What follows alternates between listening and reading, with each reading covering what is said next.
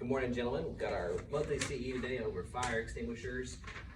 Found a little handout online from Kidda, who makes a lot of extinguishers and smoke detectors and things.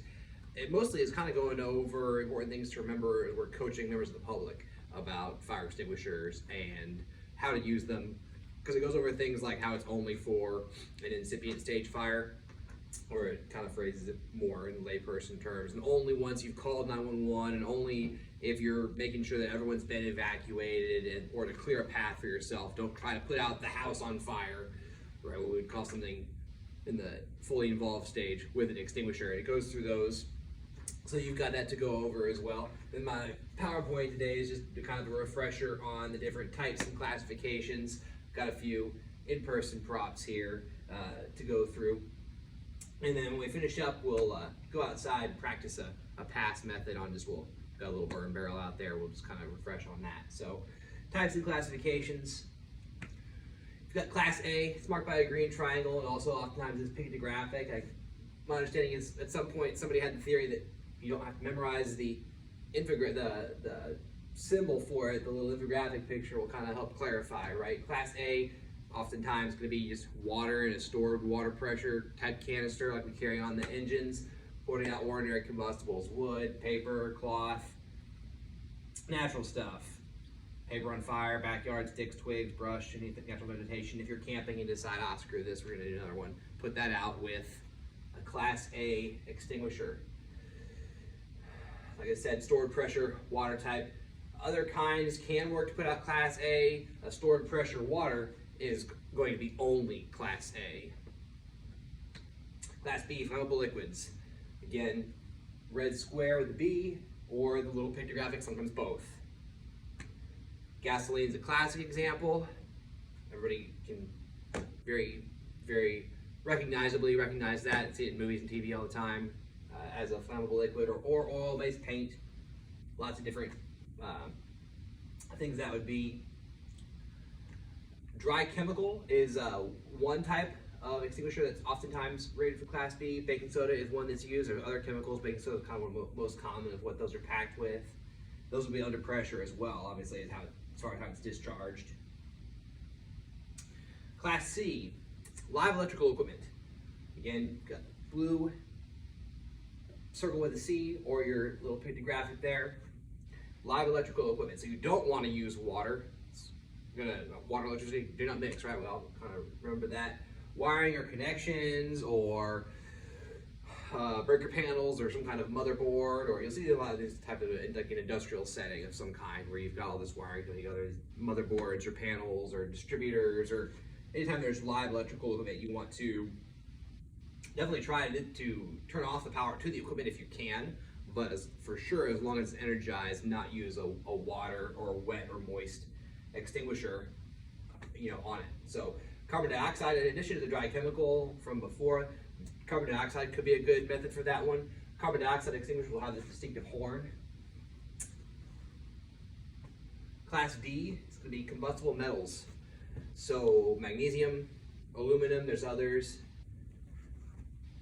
D with a star, yellow, or the little pictographic again. Most extinguishers, and I'll go ahead and talk about this one now. This particular prop is a example of a mixed type, and you see it doesn't have that square or star or circle, but it is an ABC extinguisher. It says ABC, and then it uses the pictographic in this case. So it might be a mix, or both, or one or the other, depending on what that manufacturer decided to put on that extinguisher. Got a little video here of magnesium, to see an example of what it's talking about with these combustible metals. It's close to 2 minutes, so I might skip ahead a little bit here. Of course, there's our connection.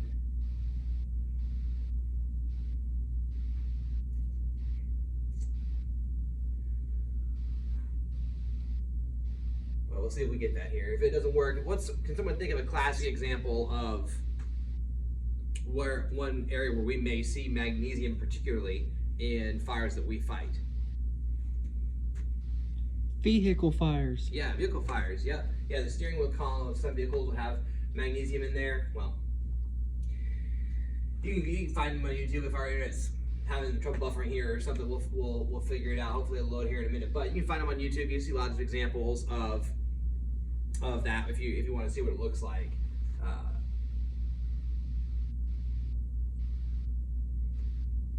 Sometimes it's useful. I also use the magnesium in the fire starters you see at camping stores, right? That it can be a useful thing that we use for us, but would obviously require a particular kind of extinguisher if you wanted to put that out.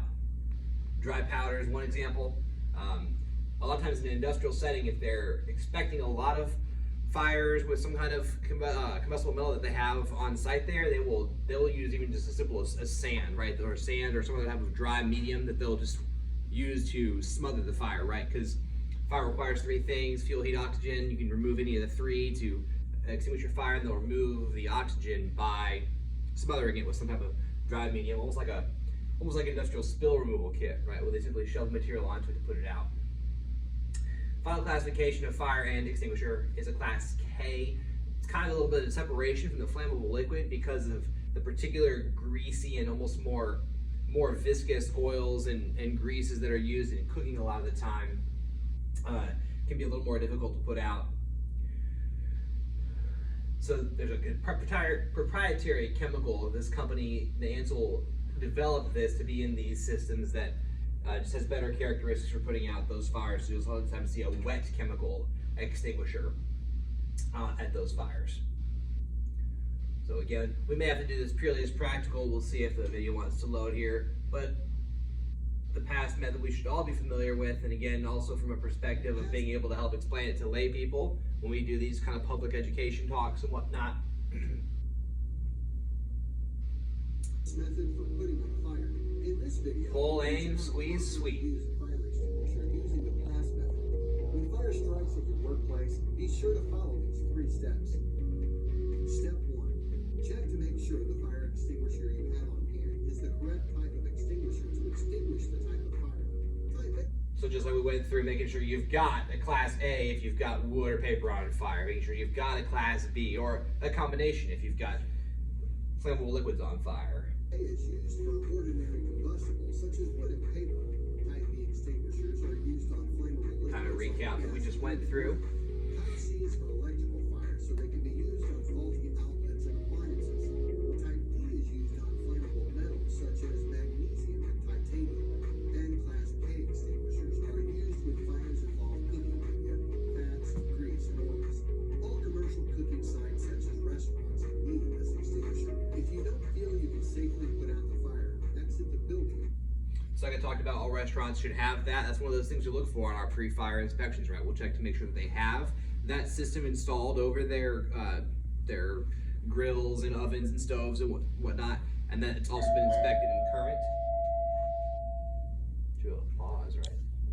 I had to just have to stop. I do too.